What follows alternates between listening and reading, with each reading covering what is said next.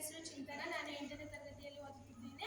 ನಮ್ಮ ಶಾಲೆಯ ಹೆಸರು ಡಾಕ್ಟರ್ ಬಿ ಆರ್ ಅಂಬೇಡ್ಕರ್ ಬಾಲಕಿಯರ ವಸತಿ ಶಾಲೆ 740 ಮಾವಿನಹಳ್ಳಿ. ನನ್ನ ಹೆಸರು ಚಿನ್ಮಯ. ನಾನು 8ನೇ ತರಗತಿಯಲ್ಲಿ ಓದುತ್ತಿದ್ದೇನೆ. ನಮ್ಮ ಶಾಲೆಯ ಹೆಸರು ಡಾಕ್ಟರ್ ಬಿ ಆರ್ ಅಂಬೇಡ್ಕರ್ ಬಾಲಕಿಯರ ವಸತಿ ಶಾಲೆ 740 ಮಾವಿನಹಳ್ಳಿ. ನಮಗೆ ಬಂದಿರೋ ಟಾಪಿಕ್ ಆಟೋಮೋಟಿವ್, ವಾಹನೋದ್ಯಮ.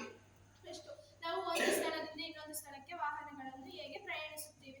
ಈಗ ಈ ಸ್ಥಳದಿಂದ ಇನ್ನೊಂದು ಸ್ಥಳಕ್ಕೆ ಈಗ ಪ್ರಯಾಣಿಸಬೇಕು. ಅದನ್ನ ಯಾವ ತರ ಪ್ರಯಾಣಿಸ್ತೀವಿ, ಯಾವ್ದ್ರ ಪ್ರಯಾಣಿಸ್ತೀವಿ ಅಂತಂದ್ರೆ car, bike, scooter, motor, lorry, tempo ಇಂಥದ್ದೆಲ್ಲ ಏನ್ ಮಾಡ್ತೀವಿ, ನಾವು ಪ್ರಯಾಣಿಸ್ತೀವಿ ಒಂದು ಸ್ಥಳದಿಂದ ಇನ್ನೊಂದು ಸ್ಥಳ.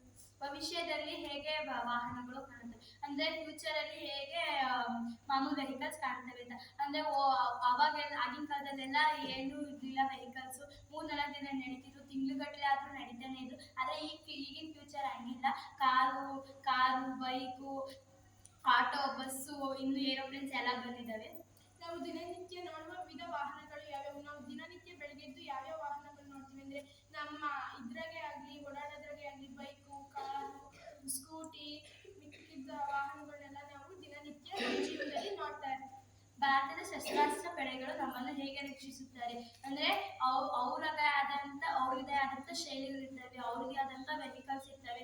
ಅವರು ತಂದೆ ತಾಯಿ ಬಂಧು ಬಳಗ ಎಲ್ಲ ಬಿಟ್ಟು ನಮ್ಮನ್ನು ರಕ್ಷಿಸ್ತಿರ್ತಾರೆ, ಅವರು ರಕ್ಷಣೆ ಮಾಡ್ತಿರ್ತಾರೆ. ಅವ್ರಿಗೆ ಆದಂತ ಗನ್ಗಳು ಬೇಕು, ಟ್ರಕ್ಸ್ ಬೇಕು. ಹೀಗಾಗಿ ಹಲವು ವಿವಿಧ ವಾಹನಗಳು ಬೇಕು ಅವ್ರನ್ನ ರಕ್ಷಿಸ್ಕೊಳ್ಳೋಕೆ. ಇದರಲ್ಲಿ 4 ಡಿವಿಷನ್ಸ್ ಬರ್ತವೆ. ಫಸ್ಟ್ ಮ್ಯಾನುಫ್ಯಾಕ್ಚರಿಂಗು, ಡಿಸೈನು, ಆಮೇಲಿಂದ ಸೇಲ್ಸ್ ಮತ್ತೆ ಸರ್ವಿಸ್. ಡಿಸೈನಿಂಗ್ ಅಲ್ಲಿ ಏನಂತಂದ್ರೆ ಯಾವುದೇ ಒಂದು ವೆಹಿಕಲ್ಸ್ ಆಗಲಿ ನಾವು ನಮ್ಮ ಕೈಯಿಂದ ತಯಾರಿ ಮಾಡಲ್ಲ. ಏನೇ ಇದ್ರು ಎಲ್ಲ ಮಷಿನ್ಸ್ ಏನಾಗ್ತವೆ ತಯಾರಿ ಆಗ್ತವೆ. ಅದರಿಂದನೇ ಏನು ಮಷಿನ್ಸ್ ಏನಾಗ್ತವೆ ತಯಾರಿ ಮಾಡ್ತೈತಿ. ಮತ್ತೆ ಮ್ಯಾನುಫ್ಯಾಕ್ಚರಿಂಗ್ ಅಂದ್ರೆ ಏನು, ಈಗ ಎಲ್ಲ ವೆಹಿಕಲ್ಸ್ ತಯಾರಿ ಮಾಡಿರ್ತವೆ ಮಷಿನ್ಸ್.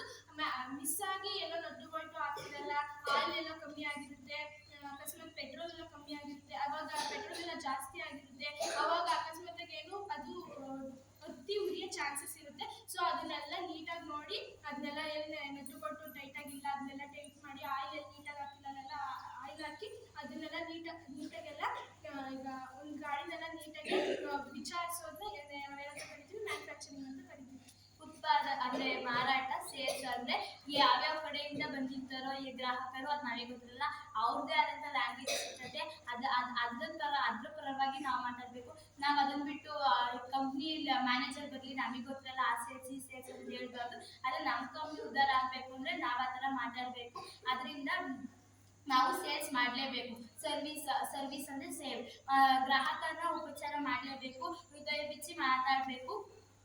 ಹೃದಯ ಬಿಚ್ಚಿ ಮಾತಾಡಬೇಕು. ಹೀಗಾಗಿ ಸೇವೆ ಮಾಡಲೇಬೇಕು ಗ್ರಾಹಕರಿಗೆ. ನೆಕ್ಸ್ಟ್ ಮೇಂಟೆನೆನ್ಸ್ ಇಂಜಿನಿಯರ್ ಅಂದ್ರೆ ಏನು, ಈಗ ಇಲ್ಲಿ ಎಷ್ಟೊಂದು ತರ ವೆಹಿಕಲ್ಸ್ ಇರ್ತವೆ, ಅವನ್ನೆಲ್ಲ ಮೇಂಟೈನ್ ಮಾಡಬೇಕು.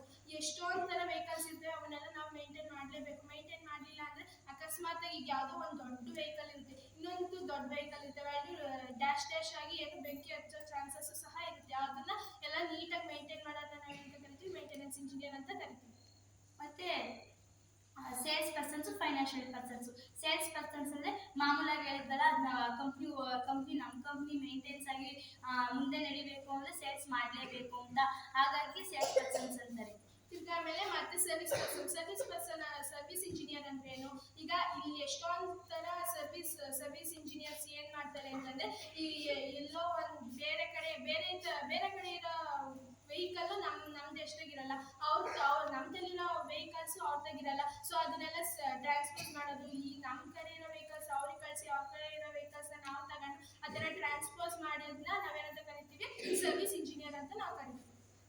ಮತ್ತೆ ಇವಾಗ ಫೈನಾನ್ಷಿಯಲ್ ಪರ್ಸನ್ಸ್, ನಮ್ಗೆ ಗೊತ್ತಿಲ್ಲದಂಗೆ ಟ್ರಕ್ಗಳನ್ನೆಲ್ಲ ಸೇಲ್ಸ್ ಮಾಡಿರ್ತೀವಿ. ಆ ಟ್ರಕ್ಗಳಿಗೆ ನೀಟಾಗಿ ಫೈನಾನ್ಷಿಯಲ್ ಕಟ್ಟಲ್ಲ, ತಿಂಗಳ ಅದಕ್ಕೆ ಹೋಗಿ ನಾವು ಅಮೌಂಟ್ ಕಲೆಕ್ಟ್ ಮಾಡ್ಕೊಂಡ್ ಬರೋದು ಏನಂತೀವಿ, ಫೈನಾನ್ಷಿಯಲ್ ಪರ್ಸನ್ಸ್ ಅಂತೀವಿ. ಈ ಕೆರಿಯರ್